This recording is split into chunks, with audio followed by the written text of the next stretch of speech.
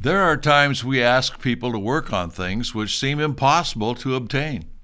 This is one of those times. Yet the subject is quite relevant to our liberty and the future of our country. What we're talking about is fair and open elections. Don't be fooled by any moves to rectify the problems at the polls, such as changing mail-in voting, voter ID, etc. When Republicans are proposing certain ideas or processes, see how well they follow through with what they are proposing. The lack of follow-through is why some Republicans are just as guilty as Democrats when it comes to voter fraud. They can talk the talk, but they can't walk the walk. What Americans need to remember is that actions speak louder than words. This last weekend, we had the John Birch Society Council Dinner in Dallas, and were treated to a variety of talks discussing the problems our country faces. One of the talks was about election fraud in Texas. Yes, Texas.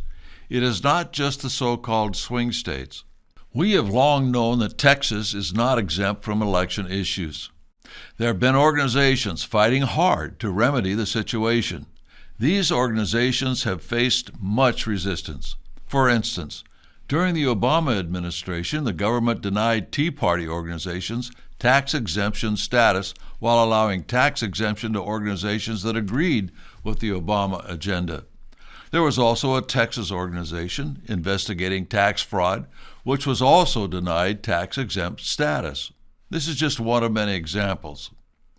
If you've been paying attention to history, you can conclude for yourself that election integrity has been dwindling in this country for a very long time. There have been some elections that delivered the wrong winner to the White House. Two in particular are very evident. Unfortunately, our history books in our schools have conveniently left these facts out. You are probably wondering who these men were, so I will tell you. Our 19th President, Rutherford B. Hayes, and our 35th President, John F. Kennedy.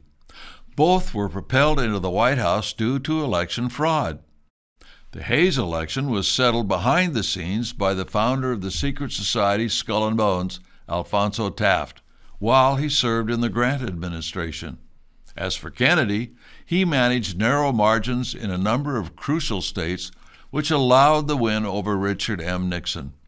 Voter fraud within Illinois is what clinched Kennedy's victory. So in one case, the Republicans benefited. In the other, the Democrats.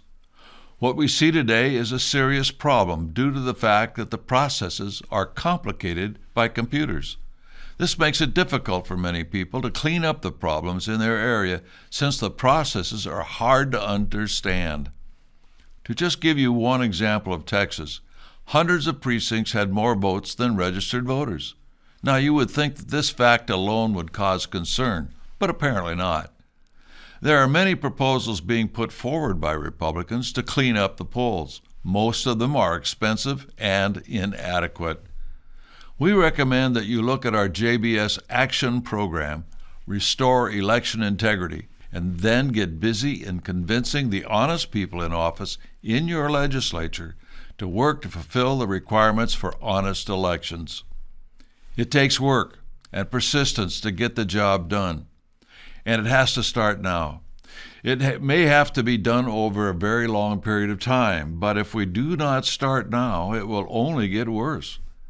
Don't listen to those who say wait until the next election and we'll gain the majority in the legislature or Congress.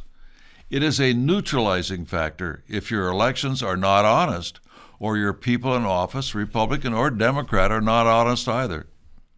If your system of elections is not honest, you can work your tail off for decent government, and much of your work will be in vain. This is a real crusade that we must win, or our country will be lost forever.